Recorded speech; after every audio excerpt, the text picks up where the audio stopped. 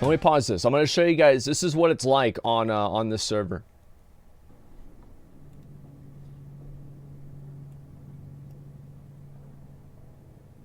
There it is.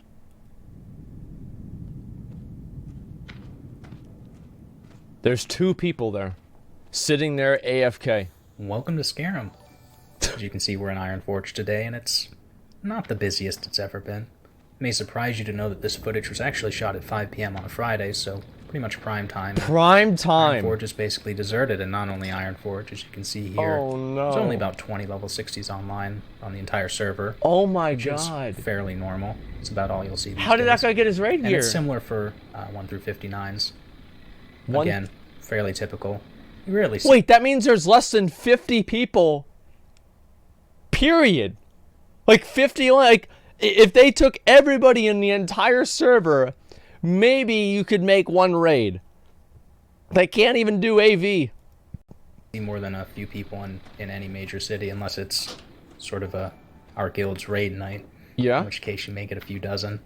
That's as busy as it's gonna get.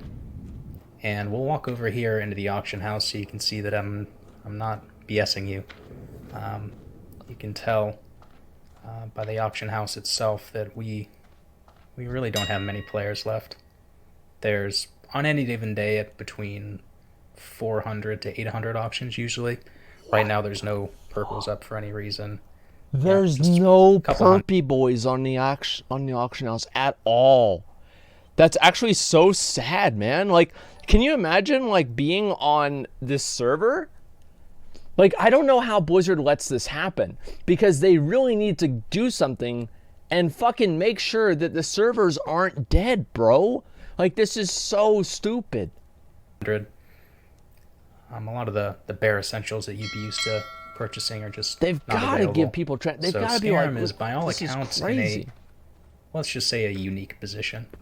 It's a unique position. In fact, Skeram is now the most imbalanced server in North America, with a 98% Horde and a 2% Alliance population. Stalag's getting there too. Stalag, who used to be ahead of us.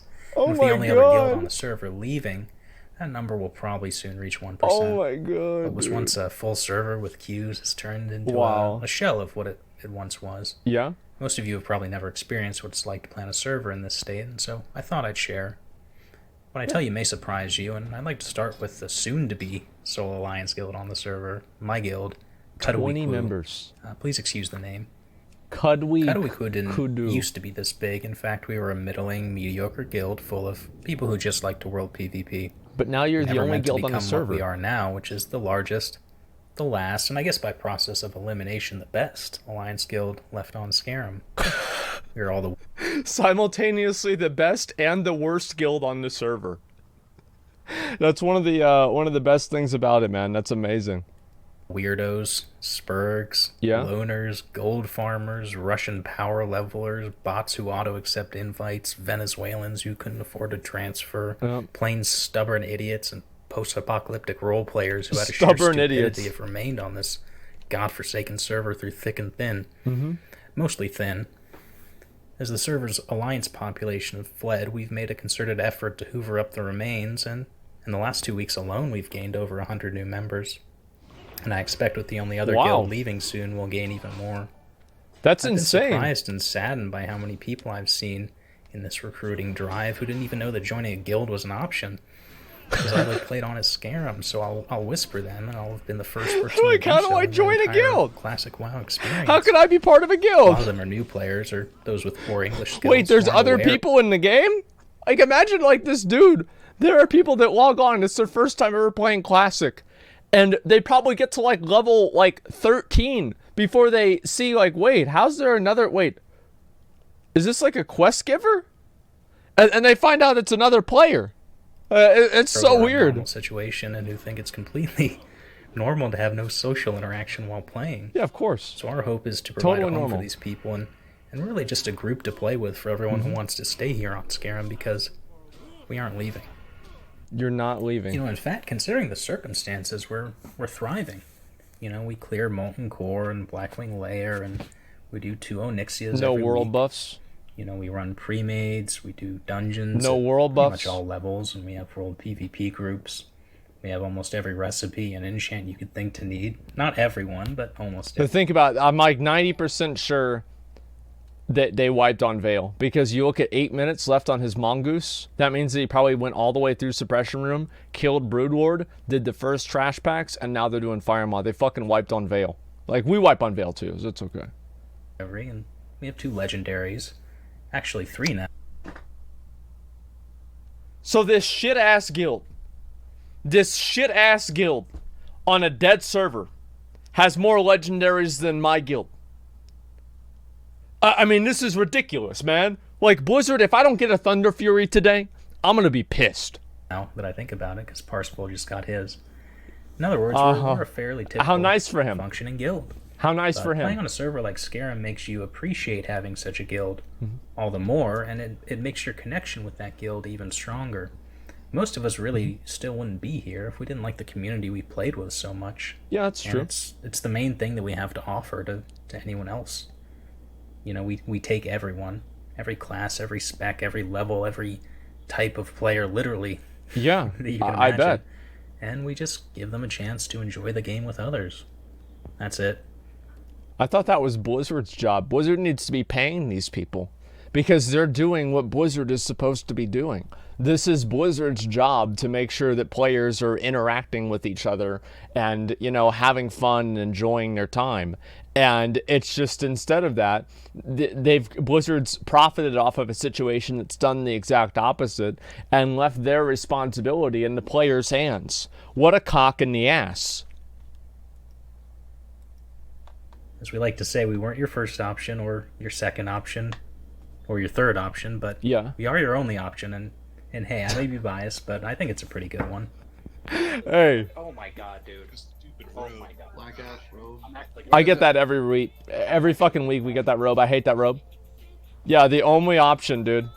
Dude, what the fuck? Netherwind gloves. Whose raid idea is this? I'm never. Yeah, kick that guy out of the guild. Sorry. Fucking stab Timo in the leg.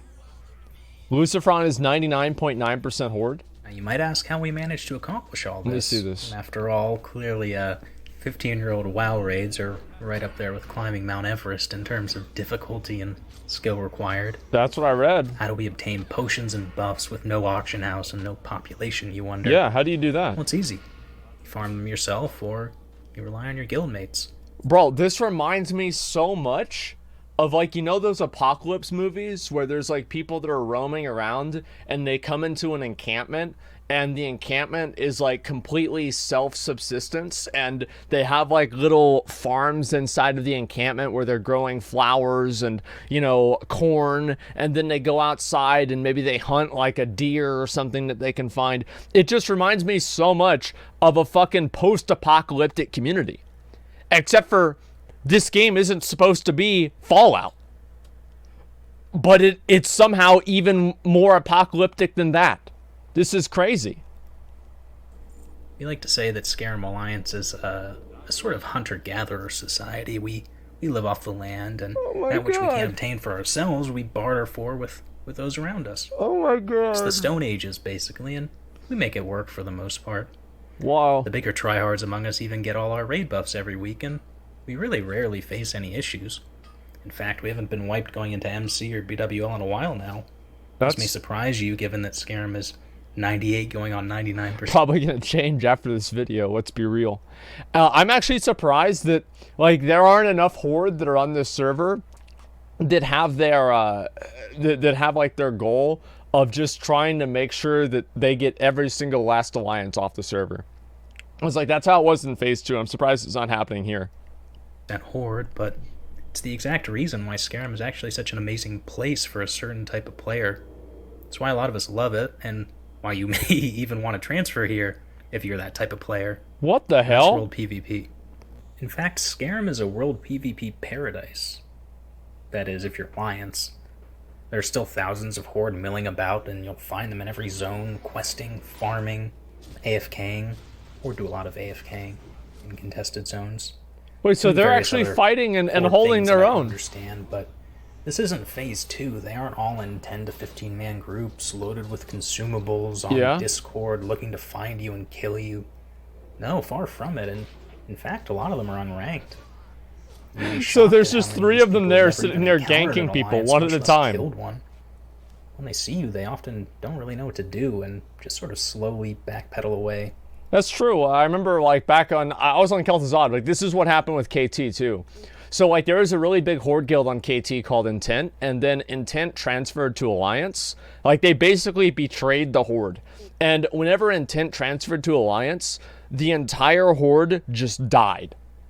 Like, any time that you saw a Horde, you knew that not only were they just fucking... Yeah, dude, they fucking straight up just transferred off that bitch and just went Alliance and betrayed their entire faction. And every other guild and every other community on KT Horde just died whenever they left. It was actually really funny. But then what ended up happening is that, like, you would just never see Horde.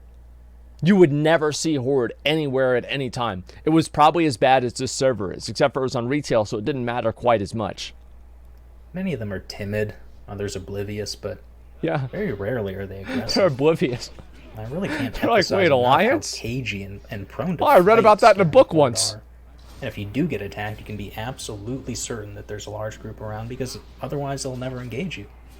It's That's actually very true. I was doing a Legion invasion last night, and I had a guy, and he was like a level 105, and I was 105 or 106, and he starts attacking me, and I think to myself, what the fuck? Why is this guy attacking me? He's only by himself. And so then I start killing him. And because I death grip something else on top of him. I use fucking chill streak. And so it almost kills him on his own. And then his fucking friend comes over. And then they both gangbang me and fucking kill me. And then they're jumping over on my corpse. Like, and you know what these two like little fucking dumbasses were? They were Volpira. The 2 little dick boys leveling up the Volpira alts that came in there and just butt fucked me while I was sitting there just trying to get my quest done, man. And it was so disgusting. I was so angry, man. like a not so friendly warning. Yeah. This allows solo or small group PvPers to absolutely wreak havoc on a zone Havoc. you can sit in front of, say, Kargath on any given night. Rank and farm 9. 5 to 10,000 honor an hour. In fact, a number of us have ranked up fairly high just through World PvP. Oh, it's a That's what I've multi-boxer. done. Of I'm course. rank 9. And on Tuesdays, you can roam around Searing Gorge, killing literally hundreds of raid buffed. So you see what they did there? They sapped the main character, so then the main character can't give commands to the other characters. And that's why the other second person was only able to Arcane Explosion with one of the mages, because the front character is the control character. Horde. A lot of them don't even group to go to raid anymore. Yeah, they're not even doing There's anything. so few of us. And if they did, Jesus, it's sort of like a dude. nature documentary, you know, where there's always a few weak stragglers trailing behind. Oh my that you God. can pounce on and kill. In short, I can fairly confidently say that there's no other server in North America that can find such a huge passive enemy population with so little competition. And it really is like the American Great Plains before the arrival of the settlers, you know. So they're the Veritable ones killing the Serengeti. buffaloes? These are just For Horde, buffaloes on to the them. other hand, Skeram is essentially a PvE server. Most Yeah. of them are PvEers and like it that way, which is totally fine. I don't begrudge them for that. And I really don't mean to brag about killing them. It isn't impressive, you know, it's just world PvP.